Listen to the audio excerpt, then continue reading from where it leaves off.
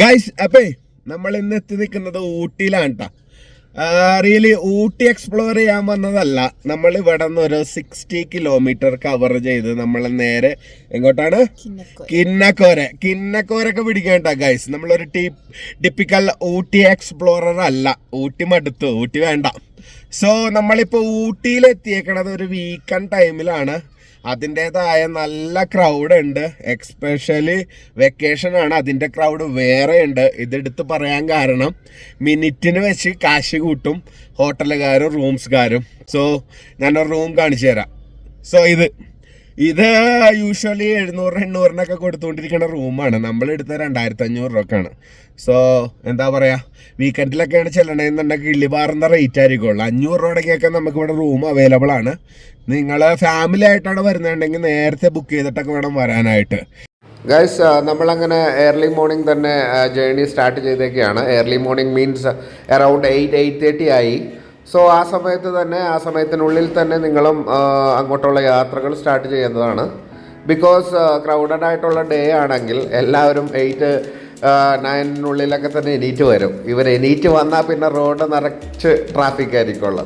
പിന്നെ അതിലേക്കൂടി ഒന്ന് കവർ ചെയ്ത് പോകണമെന്ന് പറഞ്ഞാൽ ഇത്തിരി പാടുള്ള പണിയാണ്. കാരണം ഊട്ടിയിലൊക്കെ ട്രാഫിക് വീണ വരിയായി നിരന്ന് കിടക്കും ട്രാഫിക്. സോ ഏർലി മോർണിംഗ് എണീറ്റ് വിട്ടോളുക. ബിക്കോസ് നമുക്ക് എത്തേണ്ടത് കിന്നക്കോരയാണ്. യൂഷ്വലി ഊട്ടിയാണ് നിങ്ങൾ കവർ ചെയ്യുന്നതെങ്കിൽ കുറച്ച് വൈകി എണീറ്റാലും മതി. ബിക്കോസ് ഒരു 9-9:30 ആയിട്ടാണ് എല്ലാം ഓപ്പണായിട്ട് വരികയുള്ളൂ. നമുക്കങ്ങനെ ഊട്ടി സെൻറ്റർ വിട്ട് അപ്പർ ഭവാനി റൂട്ട് പിടിച്ച് കിന്നക്കോരെ ട്രാവൽ സ്റ്റാർട്ട് ചെയ്യാവുന്നതാണ്. ഈ റൂട്ടിൽ ആദ്യം വരുന്നൊരു ഡെസ്റ്റിനേഷനാണ് ഗൈസ് നമ്മളീ കാണുന്നത്. Very famous destination Lovedale. അതായത് നമ്മളുടെ ഓൾവേസ് മൂവിയിലൊക്കെ കാണിക്കുന്ന റെയിൽവേ സ്റ്റേഷനാണിത്. ഊട്ടിയിൽ വരുന്നവർ മസ്റ്റായിട്ട് എക്സ്പീരിയൻസ് ചെയ്യേണ്ട ഒരു ആക്ടിവിറ്റീസ് തന്നെയാണിത്. ഒരിക്കലും മിസ്സാക്കരുത്. ബിക്കോസ് ഇത് ഊട്ടിയുടെ ഒരു സിഗ്നേച്ചർ ഡെസ്റ്റിനേഷനാണ്. നിങ്ങൾക്ക് ഊട്ടിയെ ചുറ്റിക്കറങ്ങി കാണാൻ ഇതിന് നല്ലൊരു ഓപ്ഷൻ വേറെയില്ല. So don't miss it. It was very beautiful. Friends, ഇവിടെ മുതൽ ഇനി അങ്ങോട്ട് താഴ്വരകളുടെയും തേയിലത്തോട്ടങ്ങളുടെയും നടുവിലൂടെയുള്ള യാത്രയാണ്. ഈ യാത്രയിൽ നിങ്ങൾക്ക് സൈഡ് നിർത്തി താഴ്വരകളുടെ അഗാധ ഭംഗിയൊക്കെ ആസ്വദിച്ച് മുന്നോട്ട് പോകാവുന്നതാണ്. നല്ല തണുപ്പാണ്.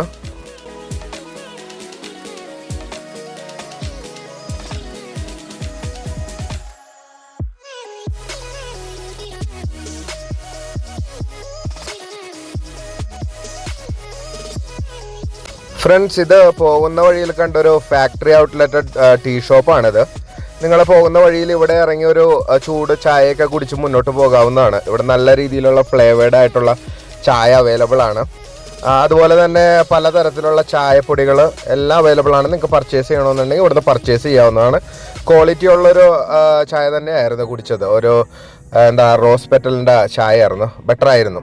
എസ്പെഷ്യലി തണുത്ത റൈഡായതുകൊണ്ട് തന്നെ നെഞ്ചിലെ കഫമൊക്കെ കല്ലിച്ചുള്ള പ്രശ്നങ്ങളൊക്കെ, ശ്വാസം മുട്ടിനൊക്കെ ഒരു പരിധി വരെ ഒരു ചൂട് ചായയൊക്കെ കുടിച്ചുകൊണ്ട് പോകണം നല്ലതാണ്. സോ ഹാവ് ചെയ്തിട്ട് മുന്നോട്ട് പോയിക്കൊള്ളുക. നല്ലതായിരുന്നു.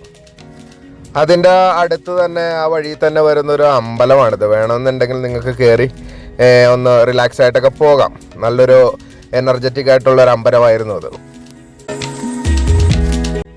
പോകുന്ന വഴിയിലൊരു നല്ല ഡാം വ്യൂ ഒക്കെ വരുന്നുണ്ട് ഗൈസ്. ബട്ട് വെള്ളമില്ല. നല്ല ചൂട് കാലാവസ്ഥ ആയതുകൊണ്ട് തന്നെ വെള്ളത്തിൻ്റെ കുറവ് അതിൻ്റെ ഭംഗി കുറക്കുന്നുണ്ട്.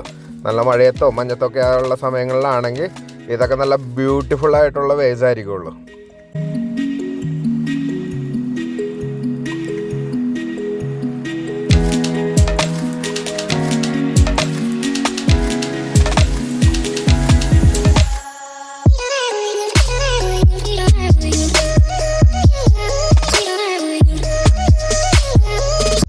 ഗൈസ്, അപ്പോൾ ഈ യാത്രയിൽ ഇപ്പോൾ ഓൾറെഡി ഒരു 35ഓളം ഹെയർ പിന്നുകൾ കയറി ഇറങ്ങി കഴിഞ്ഞിരിക്കുന്നു. അതിന് ശേഷം വന്നൊരു തേയിലത്തോട്ടങ്ങളാണ് ഇതെല്ലാം. ഈ തേയിലത്തോട്ടങ്ങൾ, ഈ 35ഓളം ഹെയർ പിന്ന് കഴിഞ്ഞ് വരുന്ന തേയിലത്തോട്ടങ്ങളിൽ തുടങ്ങി നമുക്ക് കാട്ടുപോത്തുകളെയൊക്കെ കണ്ടു തുടങ്ങും.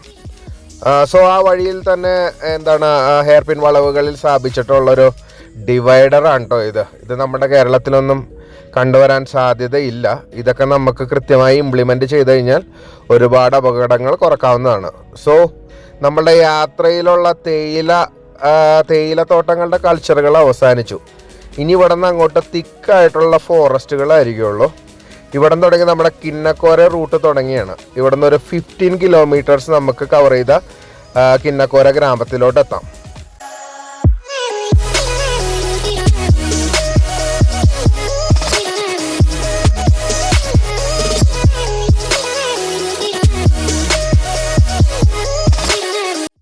ഫ്രണ്ട്സ്, പച്ച പിടിച്ച ഈ വനങ്ങൾക്കിടയിലൂടെയുള്ള യാത്ര തന്നെയാണ് ഈ കിന്നക്കോര യാത്രയെ വ്യത്യസ്തമാക്കുന്നത്. യാത്രകൾ ഇഷ്ടപ്പെടുന്നവർക്കാണ് ഏറ്റവും കൂടുതൽ ഈ വഴികൾ ഇഷ്ടപ്പെടുന്നത്. സൂര്യനുദിക്കാത്ത നാട് എന്നാണ് ഇവിടെ അറിയപ്പെടുന്നത്. ഏറെക്കുറെ 2 മണിയൊക്കെ ആവണം സൂര്യൻ്റെ വെളിച്ചമൊന്ന് കണ്ടു തുടങ്ങണമെന്നുണ്ടെങ്കിൽ. ബട്ട് കാലാവസ്ഥ ഹോട്ടായതുകൊണ്ടും പോയ സമയം ഏപ്രിൽ ആയതുകൊണ്ടും സൂര്യൻ ഓൾവേസ് ഉണ്ടായിരുന്നു ഗൈസ്. മഞ്ഞ് വളരെ കുറവായിരുന്നു. ഒരു വൈകുന്നേര സമയങ്ങളിൽ നല്ല രീതിയിൽ മഞ്ഞ് കയറിയെങ്കിലും പോയ സമയങ്ങളിലൊക്കെ സൂര്യൻ ഉദിച്ചു തന്നെ നിൽക്കുന്നുണ്ടായിരുന്നു.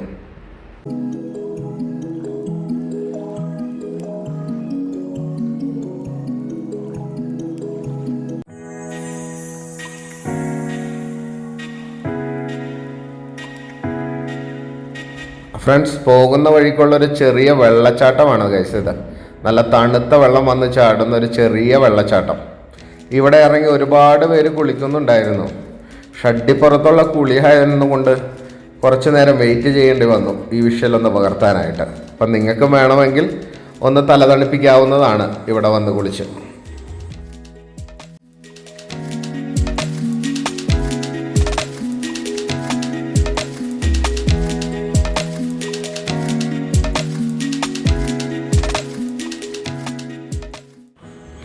പ്രൊഹിബിറ്റഡ് ആയിട്ടുള്ള കുറച്ച് ഏരിയകളാണ് ഇതൊക്കെ തന്നെ.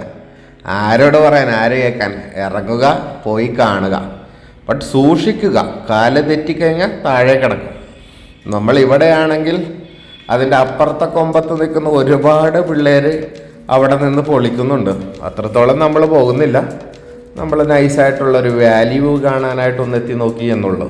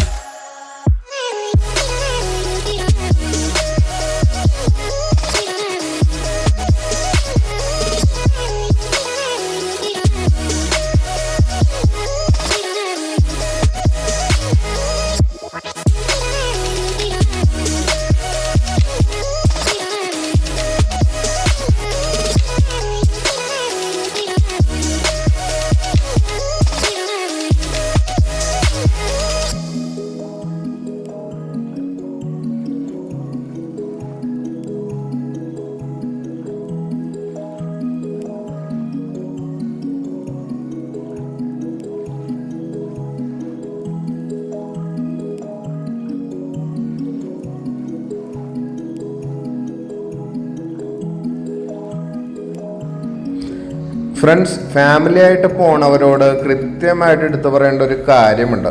നിങ്ങൾ ഈ ഫാക്ടറി ഒന്ന് നോക്കി വെച്ചോളൂ. ഇത് ഇവിടുത്തെ ഒരു ചായ ഫാക്ടറിയാണ്. കാര്യം എന്താണെന്നാൽ സംഭവം ലേഡീസായിട്ടൊക്കെ പോകുമ്പോൾ ഈ കാര്യങ്ങൾ അറിയാണ്ട് പോയി കഴിഞ്ഞാൽ ഓൾമോസ്റ്റ് അട്ടപടലം പെടും. സംഭവം എന്താണെന്ന് വെച്ച് കഴിഞ്ഞാൽ നമുക്കൊരു 70 കിലോമീറ്റേഴ്സ് ഉണ്ട് ഇങ്ങോട്ട് വരാനായിട്ട്. ഇവിടെ ഒരു കാരണവശാൽ കഴിഞ്ഞാലും ബാത്റൂം ഫെസിലിറ്റീസ് ഒന്നും അവൈലബിൾ അല്ല. എസ്പെഷ്യലി ഇങ്ങോട്ട് വരുന്നവരെല്ലാം തന്നെ ഓൾമോസ്റ്റ് ഒരു 90% മലയാളികളാണ്. അത് ഈ യൂട്യൂബിൻ്റെ അതിപ്രസരം കൊണ്ടാണത്. മലയാളികൾ മാത്രമാണ് ഇങ്ങോട്ട് വരുന്നത്. ഒരുപാട് പെണ്ണുങ്ങൾ ഇവിടെ വന്ന് വിഷമിക്കുന്നത് നമുക്ക് കാണാൻ കഴിഞ്ഞു. ആ കൂട്ടത്തിൽ നമ്മുടെ പെണ്ണുമ്പിള്ളയും നല്ല രീതിയിൽ വിഷമിച്ചായിരുന്നു ഒന്ന് ബാത്റൂമിൽ പോകാനായിട്ട്.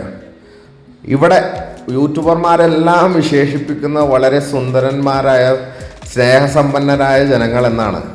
ഒന്ന് ബാത്റൂമിൽ പോകാനുള്ള ആവശ്യത്തിനായിട്ടൊന്ന് വീട്ടിൽ ചെന്ന് ചോദിച്ചപ്പോൾ ഒരാളും സമ്മതിച്ചില്ല എന്നുള്ളതാണ് സത്യകഥ. അതും സ്ത്രീകൾ തന്നെ, സ്ത്രീകൾക്ക് വേണ്ടി 1-2 വീടുകളിൽ കയറി, പക്ഷെ ഒരാൾ സമ്മതിച്ചില്ല.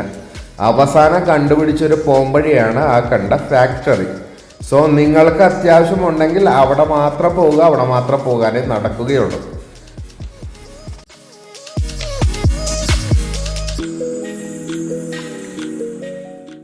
ഫ്രണ്ട്സ്, അതുപോലെ തന്നെ ഫുഡിൻ്റെ കാര്യവും ഇത്തിരി പരിതാപകരമാണ്. കിട്ടില്ല എന്നല്ല, മാഗി പോലുള്ള ഐറ്റംസുകളൊക്കെ നമുക്ക് അവിടെ ഹാവ് ചെയ്യാൻ കിട്ടുള്ളൂ. ചെറിയ ചെറിയ കടകളൊക്കെ അവിടെ അവൈലബിൾ ആണ്. കടികൾ, ചായ, ഡബിൾ ഓംലെറ്റ്, ഇതൊക്കെയാണ് സ്പെഷ്യാലിറ്റി. അതിൽ കൂടുതലൊന്നും ആഗ്രഹിച്ചു പോകരുത്. അത്യാവശ്യക്കാർ ആവശ്യം വേണ്ട സാധനങ്ങളും എസ്പെഷ്യലി വെള്ളവും കയ്യിൽ കരുതുക. ഫ്രണ്ട്സ്, നമ്മുടെ ഈ യാത്ര ഏറെക്കുറെ അവസാനിക്കുകയാണ്. ഈ യാത്രയുടെ യഥാർത്ഥ ലക്ഷ്യം ഇതായിരുന്നില്ല. സത്യത്തിൽ ഇവിടത്തെയുള്ള രാത്രികാല മൃഗസഞ്ചാരങ്ങൾ ചിത്രീകരിക്കുക എന്നുള്ളതായിരുന്നു യഥാർത്ഥ ലക്ഷ്യം. അതിനുവേണ്ടി ഞാൻ കുറച്ചു നേരം കാത്തു കെട്ടി കിടന്നായിരുന്നു ഇവിടെ ഒരു 9 മണി വരെ.